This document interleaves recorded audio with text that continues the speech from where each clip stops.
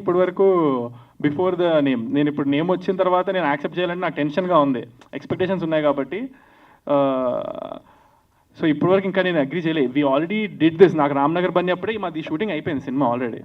So అలా నేను నాది ఏమి ఉండదు స్వామి. అండ్ ఎవరికన్నా రిటర్న్ పే చేస్తానని చెప్పారు కదా, అవును. బాగాలేదు అని చెప్తే అలా ఏమైనా కాల్స్ కానీ మెసేజెస్ కానీ వచ్చాయా రామ్నగర్ బండి? టోటల్ 1 వీక్ నేను ఒక ఇద్దరు నా ఫ్రెండ్స్ టీమ్ లాగా పెట్టుకొని I told them to check all the messages for me. ఆ వీక్ మొత్తం నాకు ఎవరైతే జెన్యున్గా లైక్ నాట్ ఉత్తిగా ప్రాంక్ లాగా కాకుండా సీరియస్గా they watched it with proof, నేను చెప్పినట్లుగా స్టేజ్ మీద 3 కండిషన్స్ పెట్టినట్టు అవి ఫాలో అయి పెట్టిన వాళ్ళందరికీ 1 వీక్ మొత్తం నేను చేశాను స్వామి. But it was very small percentage of people. నిజంగా చూసిన వాళ్ళు అయితే నాకు 20-30 మందికి చేశానేమో అంతే, దానికి మించి నాకు రాలేదు. అయితే రిటర్న్ పే చేశారు? చేశాను స్వామి 20-30 మందికి. అంటే whatever their reason maybe, if there షోకి వెళ్ళాను వాళ్ళకి నిజంగా చెప్పబుద్ధి అయిందంటే నేను ఇచ్చిన మాటే కాబట్టి నేను నా మాట మీద తెలుసుకున్నా స్వామి. All the best for this movie. Thank you స్వామి. Thank you.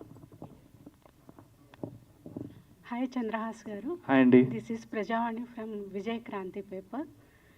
మీకు ఫస్ట్ మూవీ టైంలో చాలా ట్రోల్స్ వచ్చాయి, మీరు వాటిని ఎలా తీసుకున్నారు?